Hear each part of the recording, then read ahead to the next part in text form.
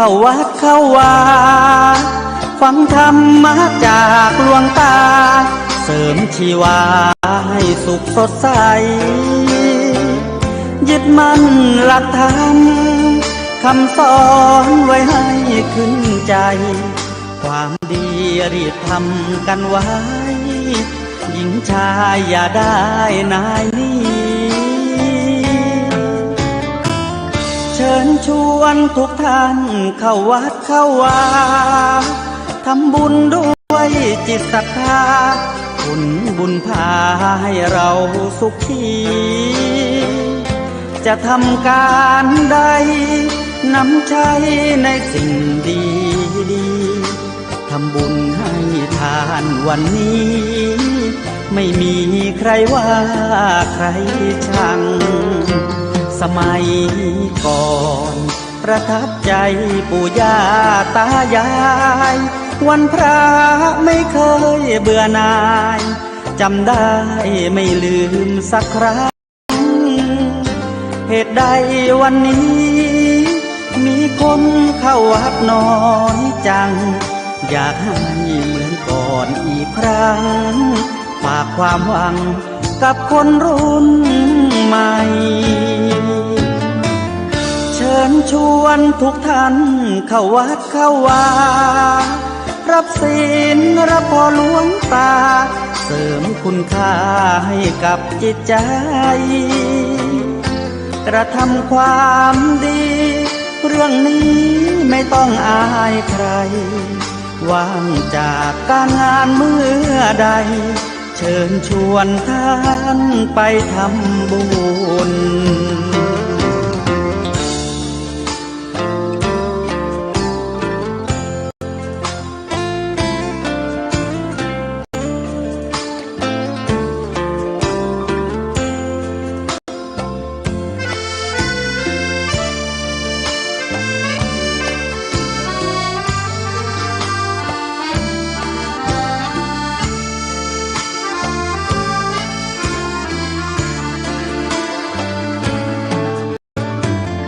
เชิญชวนทุกท่านเข้าวัดเข้าวารับศีลรับพรหลวงตาเสริมคุณค่าให้กับจิตใจกระทำความดีเรื่องนี้ไม่ต้องอายใครว่างจากการงานเมื่อใดเชิญชวนท่านไปทำบุญกระทำความเรื่องนี้ไม่ต้องอายใครฝากเพลงเชิญชวนหญิงชายอย่าอายเรื่องการทำบุญ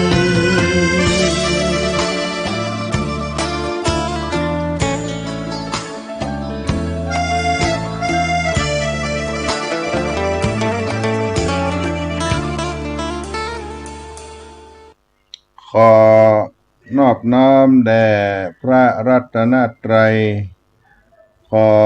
กราบถวายความเคารพพระมหาเถรานุเถระครูบาอาจารย์เจ้าทั้งหลายจุตนจุองค์เจริญสุขเจริญธรรมจุ่งบังเกิดมีแก่ท่าน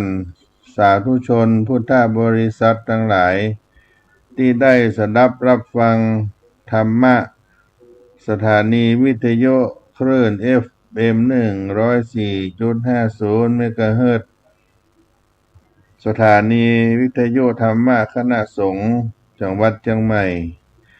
วัดฝายหินตำบลสุเทพอำเภอเมืองจังหวัดเชียงใหม่วันนี้รายการเสียงธรรมวัดสลีโสดาพระอารามหลวงพระธรรมจาริกโดยอัตมภาพท่านพระครูปัญญาสังฆการหรือท่านพระครูพรหมินทร์ผู้ช่วยเจ้าอาวาสวัดสลีโสดาพระอารามหลวงจังหวัดเชียงใหม่ได้เป็นผู้ดำเนินรายการมาพบกับพี่น้องท่านคนฟังทั้งหลายในวันพุธที่18 กุมภาพันธ์พุทธศักราช 2569 ยามค่ำยามเย็นวันนี้ซึ่งก็ได้รับถวายเวลาจากสถานีวิทยุคือท่านผู้อำนวยการสถานีท่านพระครูสมุวิสุวัตวรกิจโจเจ้าวาดวัดฝ่ายหินถิ่นดอยใต้ผู้อำนวยการสถานีได้มอบถวายเวลาให้ก็ได้มาดำเนินรายการมามาจากันสาระต่างๆนานาเป็นศาสนกิจของวัดสลีโสดาศาสนกิจงานพระธรรมจาริกหรือทั่วไปก็ดีก็ได้มีโอกาสได้มามาจากับพี่น้องท่านผู้ฟังทั้งหลายก็ขอสุขสวัสดีจงมีแก่ท่านทั้งหลายอีกครั้งหนึ่งในต้นรายการนี้ก็จะได้เอาคำสอนสุภาษิตคำสอนโบราณล้านนาไทยเป็นภูมิปัญญาของบรรพชนป้อแม่หม่อนได้กลไกเอาไว้เป็นคำสอนโบราณล้านนาไทยเอามาปั่นมาฝากในวันนี้นำในบทที่ว่ากับคนใบ้เหมือนผ่าไม้ตำตากับคนมีพยาเหมือนผ่าไม้ลงป้องกับคนใบ้เหมือนผ่าไม้ตำตากับคนมีพยาเหมือนผ่าไม้ลงป้องก็คือพูดกับคนโง่เหมือนผ่าไม้ไปโดนตาไม้พูดกับคนมีปัญญาเหมือนผ่าไม้โดยไม่สะดุดตลอดปล้องไม้กับคนโง่พูดยากคนโง่พูดยากคนมีปัญญาพูดง่ายเปรียบเหมือนผ่าไม้ผ่าได้ต่ำตาคนเขียมปัญญาผ่ายากแต่ใบคนมีพญาปอจ่าได้เหมือนมีดผ่าไปหลงเลาะอย่าเสียเวลาตำตาตอกเตาะเซาะผ่าแต่ป้องงำเรานักผาดขวดหูอ่านกับเขาคนปัญญาเบาอย่าเป้าเข้าใกล้เพียบเหมือนผ่าไม้ผ่าได้ต่ำตาคนเขียมปัญญาผ่ายากแต่ใบคนมีพญาปอจ่าได้เหมือนมีดผ่าไปหลงเลาะเหมือนมีดผ่าไปหลงเลาะอย่าเสียเวลาตำตาตอกเตาะเซาะผ่าแต่ป้องงำเรานักผาดขวดรู้อ่านกับเขาคนปั่นยาเบาอย่าเป่าเข้าใกล้ถ้าเปรียบการผ่าไม้กับการพูดจากับคนแล้วการกันจากับคนบ่มีปัญญาไร้ปัญญานั้นยากเหมือนผ่าไม้ไปโดนตาไม้แต่พูดกับคนที่มีปัญญามันโล่งมันง่ายเหมือนผ่าไม้ที่โล่งป้องตลอดซึ่งบ่ได้ตัดได้ต่อกับตาดังนั้นอย่าเสียเวลากับการสกัดตรงตาควรเฟ้นหาป้องไม้ไผ่ลำตรงสลวยเหมือนเลือกที่จะเสวนากับนักปราชญ์ที่ฉลาดรอบรู้และพยายามเลี่ยงเสวนากับคนมีปัญญาเบาเปรียบเหมือนผ่าไม้ผ่าได้ต่ำตาคนเขียมปัญญาผ่ายากแต่ใบคนมีพยาพอจ่าได้เพื่อเหมือนมีดผ่าไปลงเลาะอย่าเสียเวลาตำตาตอกเตาะเซาะผ่าแต่ป้องงำเรานักผาดขวดรู้อ่านกับเขาคนปัญญาเบาอย่าเป้าอยู่ใกล้กับคนใบ้เหมือนผ่าไม้ ตำตาอู้กับคนใบ้เหมือนผ่าไม้ตำตาอู้กับคนมีพยาเหมือนผ่าไม้ล่งป้องก็เอามาปั่นมาฝากพี่น้องในต้นรายการสาระเสียงธรรมวัดสลีโสดาพระอารามหลวงจังหวัดเชียงใหม่โดยอาตมาภาพท่านพระครูปัญญาสังฆการเป็นผู้ช่วยเจ้าอาวาสวัดสลีโสดาพระอารามหลวงจังหวัดเชียงใหม่ได้มาผู้มาจากับพี่น้องท่านผู้ฟังในเมื่อค่ำยามเย็นในวันนี้แล้วก็ได้เอาสุภาษิตคำสอนเอามาปั่นมาฝากกับพี่น้องท่านคนฟังทั้งหลายในเมื่อค่ำยามเย็นในวันนี้ก็เป็นช่วงอากาศที่เข้าสู่หน้าร้อนหน้าร้อนญาติโยมเข้าสู่หน้าร้อนแล้วทำให้เราได้มีความเร่าร้อนด้วยอากาศต่างๆเนี่ยมันจะทำให้ใจร้อนใจไหม้เพราะฉะนั้นก็ดูแลสุขภาพร่างกายที่เราได้อยู่ได้ทำการทำงานแล้วก็ได้ทำกิจกรรมต่างๆนั้นนะเป็นเรื่องของสุขภาพร่างกายการเป็นหวัดเป็นไอเป็นไข้เป็นเมื่อยช่วงนี้อากาศในเมืองเชียงใหม่ก็บ่ค่อยดีเท่าใดเราก็ต้องดูแลสุขภาพตัวเองนี่ก็เป็นสิ่งที่เอามาปั่นมาฝากเป็นห่วงเป็นใยพี่น้องท่านคนฟังทั้งหลายที่ได้สดับรับฟังกันในขณะนี้ช่วงนี้ก็มีการมีงานที่พี่น้องท่านทั้งหลายได้ทราบก็คือการ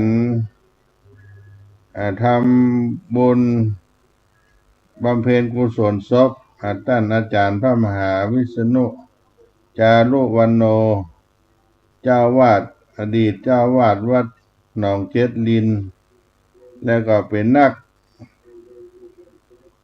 จัดรายการในฝ่ายสงฆ์เรียกว่าพระธรรมวิทยากรพระธรรมวิทยาทานซึ่งก็ได้เสียชีวิตไปได้ออกอากาศเป็นสหธรรมิกันกับอาตมาภาพรูปหนึ่งท่านก็ไปมาหาสู่กันวัดสลีโสดาพระอารามหลวงมีการมีงานก็ขึ้นมาช่วงก่อนมรณภาพวัดสลีโสดามีการสมโภชอาราม90 ปีวัดสลีโสดา90 ปีพระธรรมวชิรโกศลปอยหลวงบันไดพญานาคเสนาสนะในวัดตั้งก็มากินมาตานเอาคณะศรัทธามาตานปอยหลวงก็ได้ได้จากกันเป็นครั้งสุดท้ายในวันที่11เมษายนที่ท่านได้มาร่วมบุญ2567ที่ผ่านมาดังนั้นก็ได้หวนรำลึกถึงสหธรรมิกกัลยาณมิตรที่ดีท่านอาจารย์พระมหาวิษณุเป็นเจ้าวาดวัดหนองเจ็ดลินตำบลพระสิงห์อำเภอเมืองจังหวัดเชียงใหม่ได้มรณภาพไปก็ล่วงเวลามาประมาณปีก็ว่าได้เนาะก็จะมีการบำเพ็ญกุศลและประชุมเพลิงพระมหาวิษณุกำหนดการบำเพ็ญกุศลและประชุมเพลิงศพพระมหาวิษณุจารุวรรณโนปริยนธรรม5 ประโยคอายุ54 พรรษา34อดีตเจ้าวาดวัดหนองเจ็ดลินหรือวัดเจ็ดลินตำบลพระสิงห์อำเภอเมืองจังหวัดเชียงใหม่ในวันที่ 19 กุมภาพันธ์ 2569เวลา 14 นาฬิกาจะมีการเคลื่อนศพจากวัดเจ็ดลินไปเมนชั่วคราวที่วัดดอยสัพพันยูอำเภอ แม่วางจังหวัดเชียงใหม่ วันที่21 กุมภาพันธ์ เวลา 14 นาฬิกามีพิธีสวดพระพุทธมนต์เวลา 19 นาฬิกามีพิธีแสดงพระธรรมเทศนาสวดพระอภิธรรมและวันที่ 22 กุมภาพันธ์ 2569 เวลา 13 นาฬิกาพิธีสวดพระพุทธมนต์เวลา 16 นาฬิกาการประชุมเพลิงศพท่านอาจารย์พระมหาวิษณุจารุวรรณโนก็เชิญชวนพี่น้องศรัทธาสาธุชนได้ไปร่วมบุญร่วมกินร่วมทานกันได้ช่วงที่ผ่านมาก็มีการบำเพ็ญกุศลที่วัดเจ็ดลินซึ่งก็มีการสวดพระอภิธรรมสวดอภิธรรมแสดงพระธรรมเทศนาที่วัดเจดินจนถึงวันที่19วันที่19วันพรุ่งนี้เป็นวันสุดท้ายวันนี้น่าจะเป็นคืนสุดท้ายระหว่างวันที่14เป็นต้นมาแล้วซึ่งทางสถานีวิทยุวัดฝ่ายหินอาจารย์พระครูสมุวิศวัตรวรกิโจตันก็ได้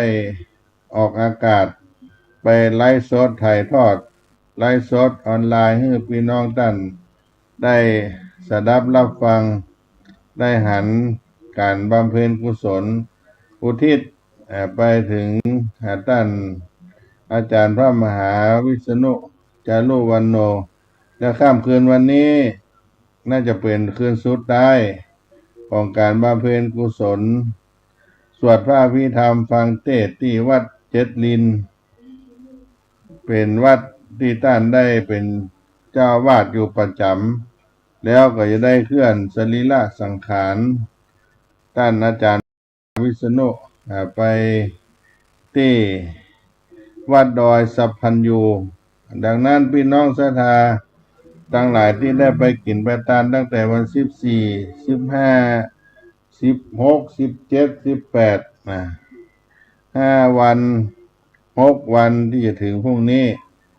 ก็อนุโมทนาแล้วท่านใดมีใจเป็นกุศลที่จะได้ร่วมเป็นเจ้าภาพถวายปัจจัยไตรยทานสังฆทานถวายสังฆะในพิธีบำเพ็ญกุศลและพระราชทานเพลิงศพประชุมเพลิงศพท่านอาจารย์พระมหาวิษณุก็ติดต่อท่านอาจารย์พระประหลัดสุรศักดิ์โสภณจิตโตเจ้าวาดวัดเจ็ดลินองค์ปัจจุบันซึ่งมีเบอร์โทรศัพท์094 636 69 094 636 9815 094 636 9815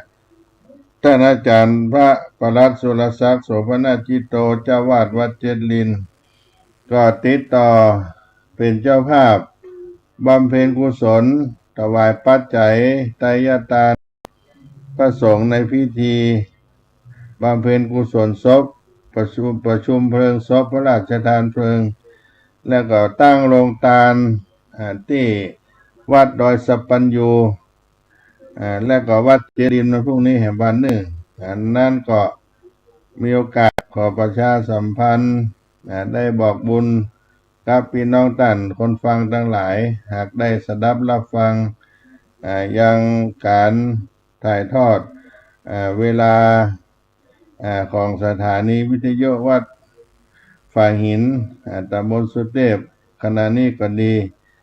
มีโอกาสได้ร่วมบุญกุศลกับท่านอาจารย์พระมหาวิษณุวันที่19พรุ่งนี้เป็นวันสุดท้ายจะได้เคลื่อนสรีระสังขาร ท่านพระมหาวิษณุจรุธรรมโมไปที่เมนชั่วคราววัดดอยสัปปัญญูอำเภอแม่วางจังหวัดเชียงใหม่ค่ำคืนนี้ก็เป็นคืนสุดท้ายของการบำเพ็ญกุศลฟังเทศน์สวดพระอภิธรรมอุทิศถวายแด่ท่านอาจารย์พระมหาวิษณุจารุวรรณโนอดีตเจ้าวาดวัดเจริญก็ไปร่วมกินร่วมทานกันได้เนอที่วัดเจริญตำบลพระสิงห์อำเภอเมืองเชียงใหม่จังหวัดเชียงใหม่ก็ขอถวายความไว้อาลัยท่านอาจารย์ซึ่งเป็นกัลยาณมิตรกัลยาณธรรมคุ้นเคยกันมายาวนานเพราะท่านเป็นพระที่อยู่พื้นที่อำเภออมก๋อยเป็นพี่น้องชาติพันธุ์ปกยออาตมาภาพก็ทำงานครับพี่น้องราษฎรบนพื้นที่สูงด้วยก็มีความคุ้นเคยกันเป็นกัลยาณมิตรกัลยาณธรรมต่อท่านก็ขอถวายความไว้อาลัยท่านไว้ณโอกาสนี้ด้วยและก็เชิญชวนพี่น้องศรัทธาที่ได้เคยฟังธรรมะได้มีความคุ้นเคยก็ดีบ่ได้คุ้นเคยก็ตามสามารถร่วมบุญกุศลเป็นพระวะอานิสงส์ในการให้กินให้ทานในการบำเพ็ญกุศลที่บังเกิดขึ้นในปัจจุบันนี้ทุกท่านทุกคนขออนุโมทนาไว้ล่วงหน้ากับการทำบุญถวายแด่ท่านอาจารย์พระมหาวิษณุจารุวรรณโนซึ่งเป็นเจ้าวาดวัดเจ็ดดินที่ได้ถึงแก่มรณภาพละสังขารจากสถานีธรรมวิทยุธรรมะไป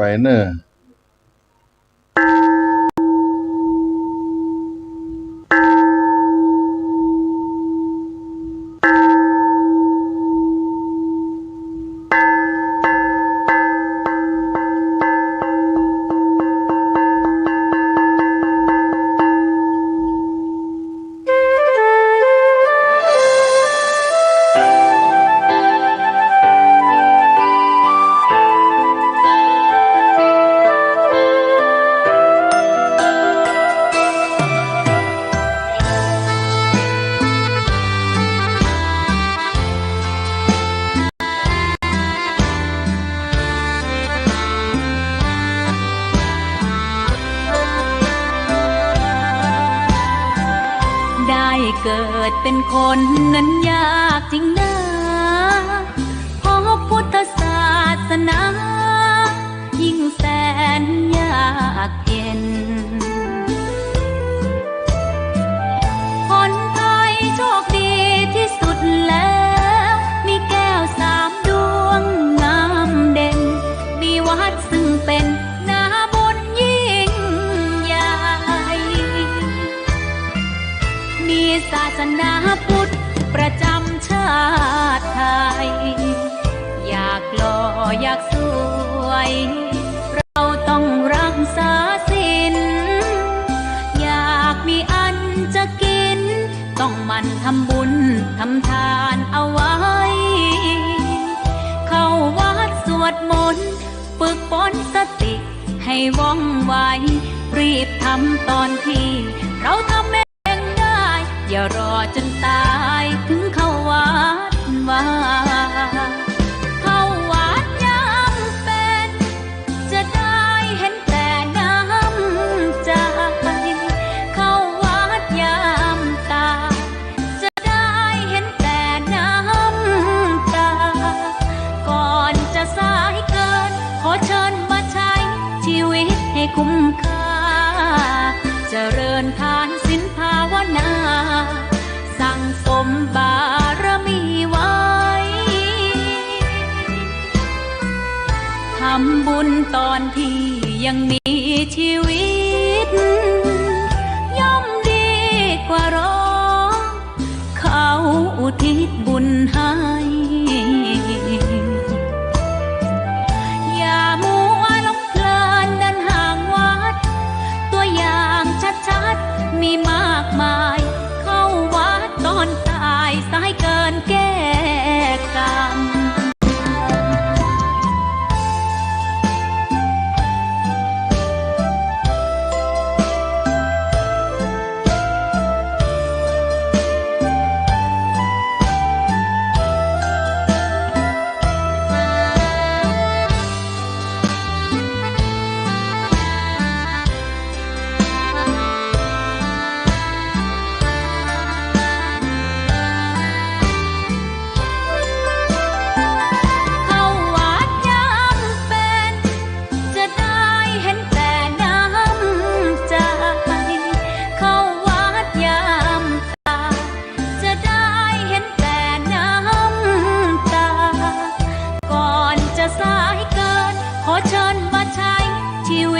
คุ้มค่าเจริญทานศีลภาวนาสั่งสมบารมีไว้ทำบุญตอนที่ยังมีชีวิตย่อมดีกว่ารอเขาอุทิศบุญให้อย่ามัวหลงเพลินเดินห่างวัดตัวอย่างชัดๆมีมากมายเข้าวัดตอนตายสายเกินแก้กรรมเข้าวัดยามเป็นผลบุญหนุนนำเข้าวัดยามเป็นจะได้เห็นแต่น้ำใจเข้าวัดยามตายจะได้เห็นแต่น้ำตา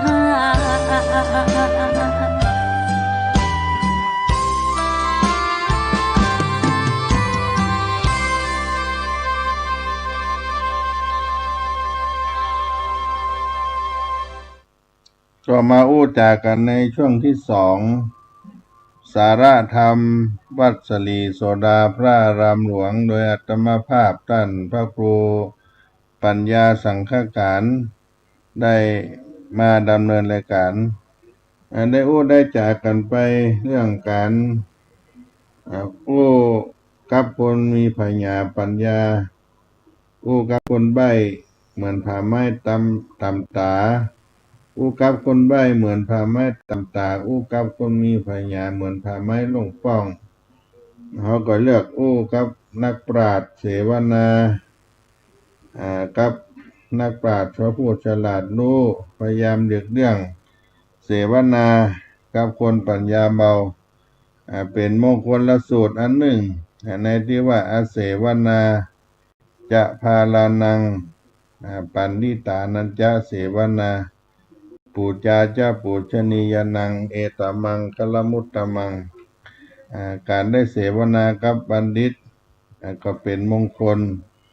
หลีกเว้นจากคนพาลคนพาลมาคบคนพาลคือคนที่มีใจขุ่นมัวคนพาลเป็นคนที่มีใจขุ่นมัวเป็นปกติเป็นผลให้มีความหันพิษยึดถือค่านิยมพิษมีวินิจฉัยที่เสียคือบ่รู้ว่าอันอย่างดีอันอย่างชั่วอันอย่างควรอันอย่างบ่ควรเช่นบัณฑิตหันว่าสิ่งเสพติดเป็นของบ่ดีทำให้เสื่อมนานานับประการ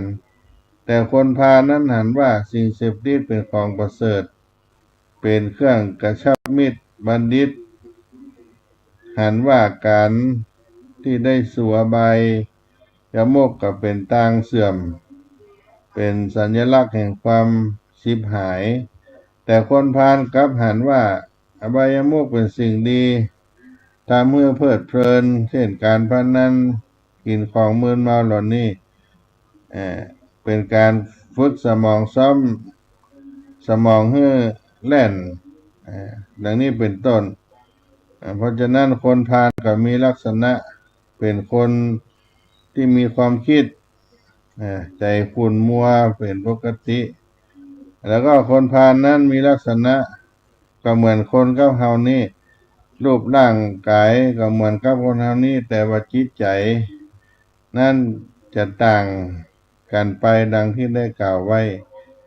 ลักษณะคนพาลเป็นคนที่มีใจขุ่นมัวทำให้ว่าสามารถควบคุมใจให้คิดไปในทางที่ถูกต้องได้คนพาลจึงมีลักษณะวิปริตผิดจากคนทั้งหลายมีอยู่3ประการชอบคิดชั่วเป็นปกติชอบพูดชั่วเป็นปกติชอบทำชั่วเป็นปกติอันนี้เป็นลักษณะของคนพาลซึ่งคนพาลนั้นมีลักษณะอยู่3ประการชอบคิดชั่วเป็นปกติคิดละโมบอยากได้ ในทางทุจริตคิดพยาบาทปองร้ายคิดเห็นผิดเป็นชอบพูดชั่วเป็นปกติได้แก่พูดปดอู้คำหยาบพูดคำหยาบพูดส่อเสียดพูดเพ้อเจ้อเหล่านี้เป็นต้นชอบทำชั่วเป็นปกติก็คือเป็นคนเกเรเกกะในวิถีชีวิตอยู่ในอบายมุขอยู่ในห่วงแห่งอบายมุขต่างๆทำให้เสื่อมในชีวิตเหล่านี้เป็นต้นถ้าเรามองหันแล้วคนพาลก็จะมีโทษในตัวของมันก็คือมีความหันพิษก่อโตุกให้ตนเองมีใจเป็นคนพาลนี่ก็จะเสียชื่อเสียงถูกนินตากล่าวร้ายคนก็บ่นับถือก็บ่มีสง่าราศีความชั่วเพศภัยทั้งหลายก็จะไหลเข้าไปหาคนพาลทำลายประโยชน์ของตนเองทั้งโลกนี้และโลกหน้าทำลายวงตระกูลของตนเองเมื่อละโลกนี้ไปก็เข้าสู่อบายภูมิเป็นที่ไปอันนี้คนพาลก็จะได้ต้องรับโทษอย่างนี้วิธีเราจะสังเกตคนพาลนั้นปาลาคนพาลมักจะทำในสิ่งที่บ่ค่อยดีหนึ่งคนพาลนั้นชอบจักนำไปในทางที่ผิดจักจวนเจิญจวนเสนอแนะนำไปในทางที่ผิดทางบดีอย่างเช่นได้อู้ไปในการอยู่ในยาเสพติดอยู่ในอบายมุขต่างๆไปเที่ยวไปแอวที่มันเสี่ยงเงินเสี่ยงทองไปลักเล็กขโมยน้อยกินยาบ้ายาเสพติดต่างๆเหล่านี้เป็นอันธพาล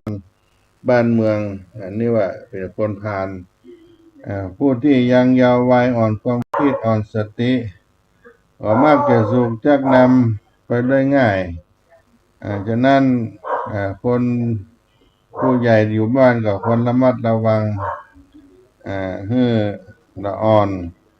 จะได้หลงไปตามผู้ที่เป็นคนพาลที่จะพาไปทำผิดคนที่สองคนพาลชอบทำในสิ่งที่ไม่ใช่ธุระ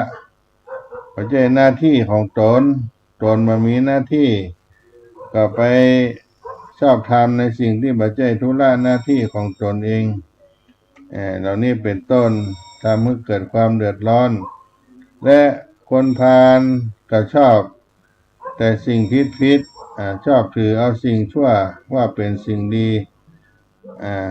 กินยาเสพติดเล่นพนันลักเงินลักทองหันพิษเป็นชอบเหล่านี้เป็นต้นแล้วก็อันที่สามคนพาลแม้อู้ดีๆจากรรมดีใส่เขาก็โกรธอันนี้ก็เป็นลักษณะคนพาลมักจะทำเกิดขึ้นและคนพาลนั้นบ่ยอมรับรู้ระเบียบวินัยที่เป็นระเบียบวินัยจะต้องประพฤติปฏิบัติเพราะฉะนั้นก็เป็นที่สังเกตได้ง่ายว่าคนที่มีลักษณะนี้จะเป็นคนพาลชอบทำชักทำในสิ่งที่ผิดแล้วก็ทำที่ไม่ใช่เป็นธุระของตนเองเรียกว่าคนพาลทำแต่สิ่งผิดอู้กับอู้ที่ผิดอู้บดีทำหน้าที่ที่ไม่ใช่หน้าที่ของตนบ่ฮู้ระเบียบวินัยเหล่านี้เรียกว่าคนพาลจะสังเกตเห็นได้พฤติกรรมที่เรียกว่าครบเป็นอย่างใดครบหมายถึงพฤติกรรมที่ร่วมรับร่วมกินร่วมนอนร่วมก่อการร่วม หุ้นลงทุนเหล่านี้เป็นต้นรับก็รับเป็นเพื่อนเป็นภรรยาสามีคนทำงานเหล่านี้เป็นต้นแล้วก็ให้ความไว้วางใจให้คำชมเชยให้ยศให้ตำแหน่งให้หยิบยืมสิ่งของให้การสนับสนุนอันนี้เรียกว่าคบเป็นความหมายพฤติกรรมที่เรียกว่าคบการไม่คบคนพาลก็คือไม่ยอมมีพฤติกรรมสัมพันธ์ใดๆดังกล่าวข้างต้นที่จะคบกับคนพาลถ้าเรายังคบกับคนพาลอยู่เพราะว่าจะในระดับใดก็ตามก็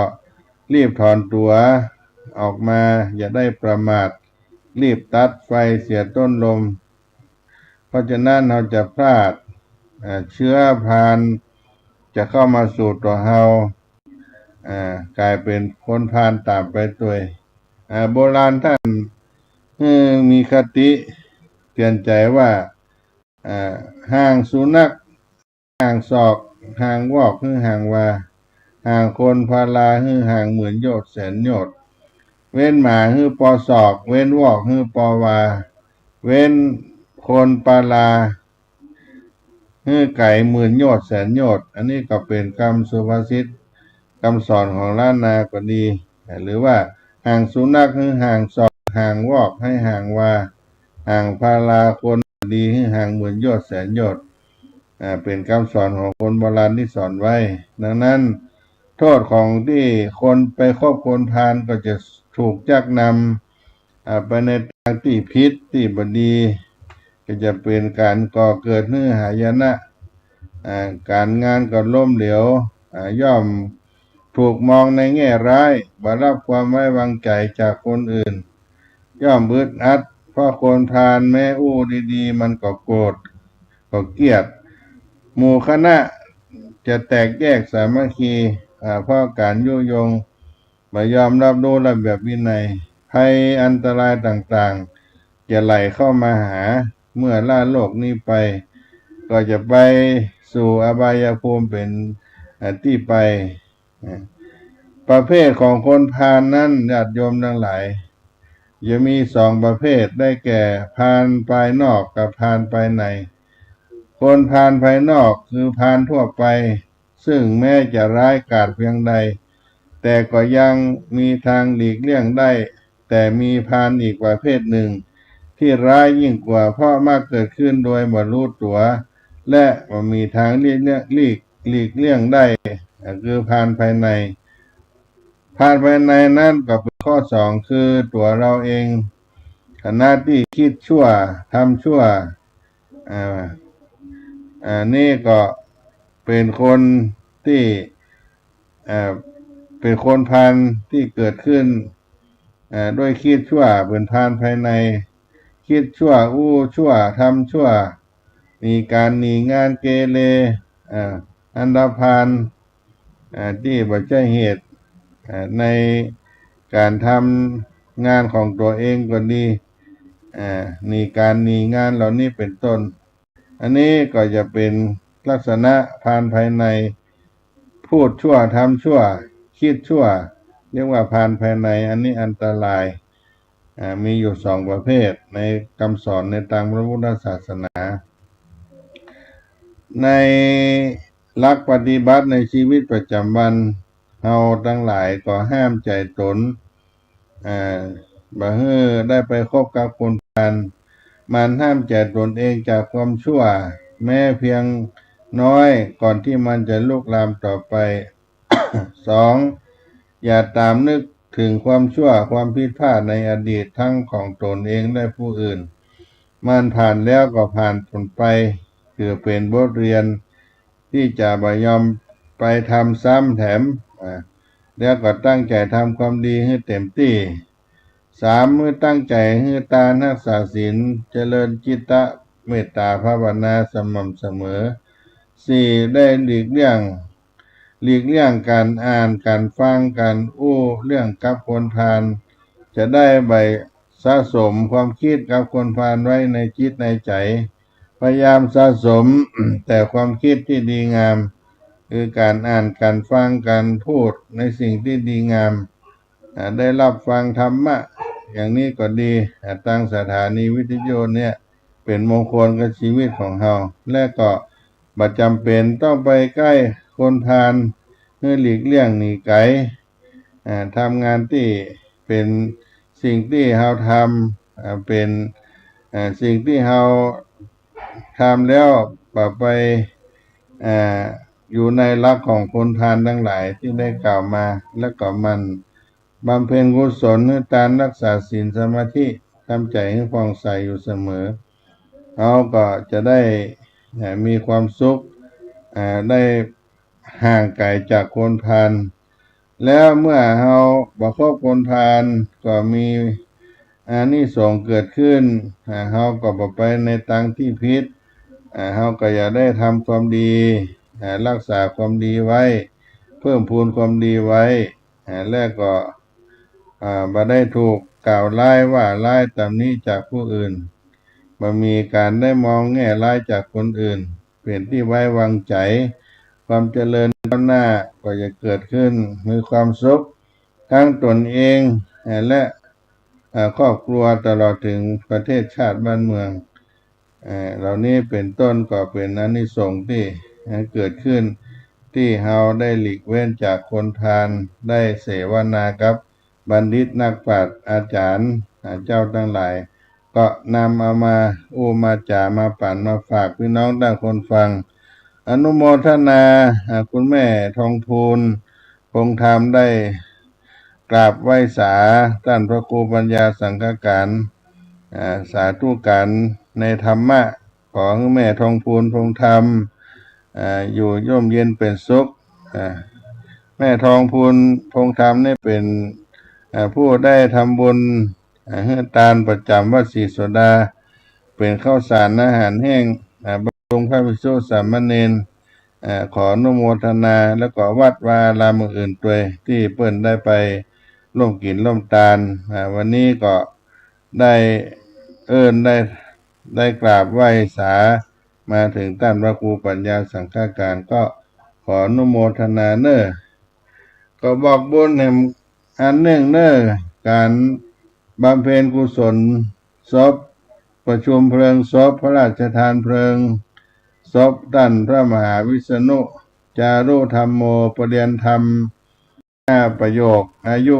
54 พรรษา34อดีตเจ้าวาดวัดเจ็ดลินตำบลพระสิงห์อำเภอเมืองจังหวัดเชียงใหม่ตั้งแต่วันที่14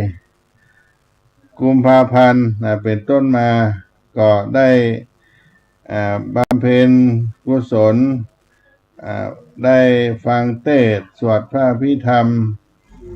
จนถึงวันนี้เป็นคืนสุดท้ายวันพรุ่งนี้จะได้อาราธนาสรีระสังขารไปที่วัดดอยสัปปัญญูแล้วก็จะไปบำเพ็ญกุศลอีกครั้งหนึ่งที่วัดดอยสัปปัญญูวันพรุ่งนี้วันที่19 เวลา14 นาฬิกาจะคล้ายสรีระสังขารไปและบำเพ็ญกุศลวันที่20-21ที่เมนชั่วคราวของวัดดอยสัปปัญญูมีพระราชทานเพลิงประชุมเพลิงวันที่22 กุมภาพันธ์ก็เชิญร่วมไปกินไปทานร่วมกันได้รายละเอียดอื่นๆก็ฟังตังการถ่ายทอดไลฟ์สดกลางค่ำกลางคืนนี้ตัวก็ได้เนอะใครจะเป็นเจ้าภาพร่วมบุญก็ติดต่อท่านพระประหลัดสุรศักดิ์โสภณจิตโตเจ้าวาดวัดเจ็ดลินองค์ปัจจุบันเบอร์โทรศัพท์0946369815เลขบัญชี2098318308ธนาคารกสิกรไทยตั้งโรงทาน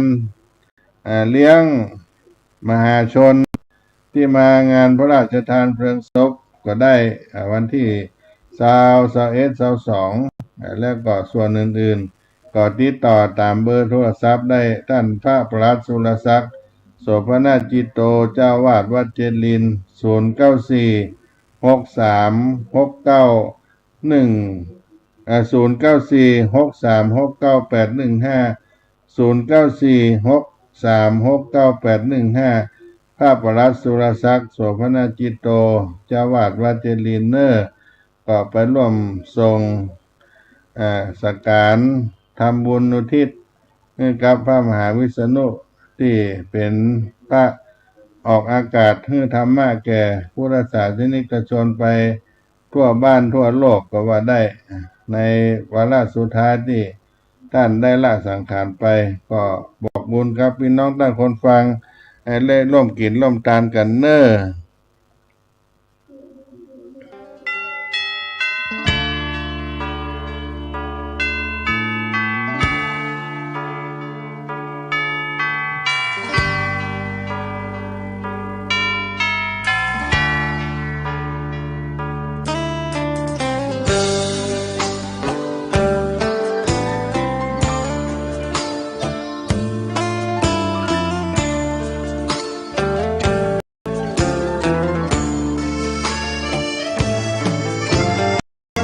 เชิญชวนทุกท่านเข้าวัดเข้าวา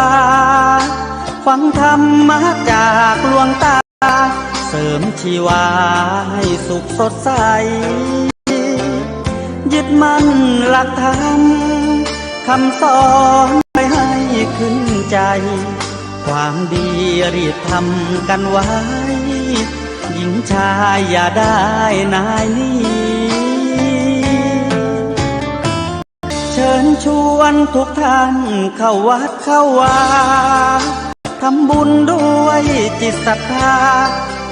บุญพาให้เราสุขีจะทำการใดนำใช้ในสิ่งดีดีทำบุญให้ทานวันนี้ไม่มีใครว่าใครชังสมัยก่อนประทับใจปู่ย่าตายายวันพระไม่เคยเบื่อหน่ายจำได้ไม่ลืมสักครั้งเหตุใดวันนี้มีคนเข้าวัดน้อยจังอยากให้เหมือนก่อนอีกครั้งฝากความหวังกับคนรุ่นใหม่เชิญชวนทุกท่านเข้าวัดเข้าวารับศีลรับพรหลวงตาเสริมคุณค่าให้กับจิตใจ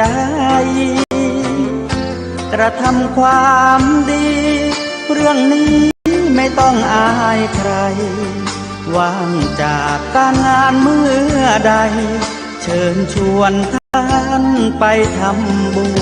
ญ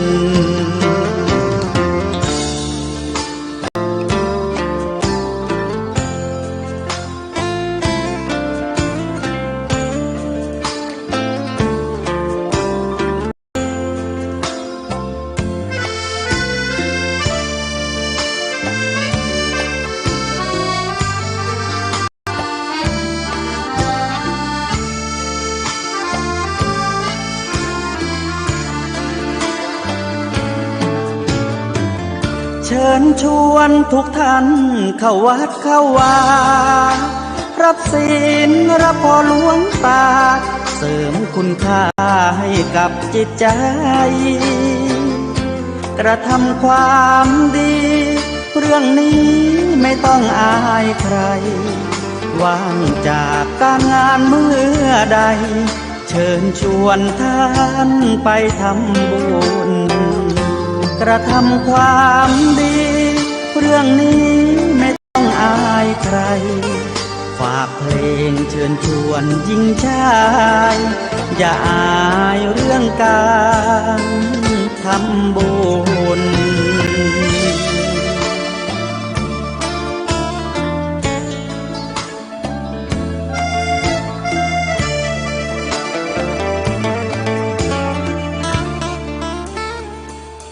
เอามาถึงท้ายรายการสาระธรรมวัดสลีโสดาพระธรรมจาริกอาตมาภาพท่านพระครูปัญญาสังฆการได้มาดำเนินรายการผู้ช่วยเจ้าวาดวัดสลีโสดาพระอารามหลวงมาจากกับพี่น้องท่านเมื่อค่ำยามเย็นวันนี้เป็นบุญกุศลได้ส่งหนุน ทุกท่านได้ร่มเย็นเป็นสุขได้ได้จากันถึงการพระราชทานเพลิงการประชุมเพลิงศพก็เป็นมรณานุสติเราได้ขวนขวายในสิ่งที่เราควรทำแถมมากมายไก่กองและสิ่งที่เรายังบ่ได้ทำได้อย่าปล่อยวางในที่สิ่งที่เราได้ยึดติดแล้วก็ทำให้เราหันคุณค่าของสิ่งที่เรามีอยู่ในปัจจุบันแล้วก็ทำให้เรามีความสุขเมื่อเราละสังขารไปก็จะไปด้วยความสงบกระตุ้นเตือนให้เราได้ดำเนินชีวิตมีคุณค่าถูกต้องในการเจริญถึงมรณานุสติหรือว่า การได้ระลึกถึงความตายเป็นอารมณ์ก็ฝากปั่นพี่น้องท่านคนฟังตั้งหลายทำบุญให้ก็เป็นพระอานิสงส์ให้เราได้เป็นที่ฮักแก่คนและเทวดาทั้งหลายคนทั้งหลายก็ควบค้าสมาคมกับเราก็จะมีชื่อเสียงในการสร้างคุณงามความดีบำเพ็ญทานต่อไปแล้วก็เมื่อเราได้ละโลกนี้ไปก็จะไปสู่ยังสวรรค์เป็นที่ตั้งผู้ฮื้อข้าวฮื้อน้ำชื่อว่าฮื้อกำลังผู้ที่ฮื้อทานด้วยเสื้อผ้าเครื่องนุ่งห่มผู้ที่ฮื้อทานเครื่องนุ่งห่มชื่อว่าฮื้อผิวพรรณวรรณะยานพาหนะชื่อว่าฮื้อความสุขทั้งกายและใจฮื้อประทีปดวงไฟชื่อว่าฮื้อดวงตาการที่ได้ฮื้ออยู่อาศัยชื่อว่าให้ทุกอย่างทั้งผิวพรรณวรรณะความสุขทั้งดวงตาและอีกประการหนึ่งถ้าฮื้อธรรมะชื่อว่าเป็นการฮื้ออมตะธรรมก็ปั่นฝากพี่น้องท่านคนฟังทั้งหลายในเมื่อค่ำยามเย็นในวันนี้สาระธรรมวัดสลีโสดาพระอารามหลวงอัตมาภาพท่านปัญญาสังฆการขอล่ำลาพี่น้องท่านคนฟังไว้เพียงเท่านี้สวัสดีสุขสดดีจงมีแก่ท่านทั้งหลายทุกผู้ในคนจัตตาโลธรรมาวัฏันติอายุวันโนสุขังปะลัง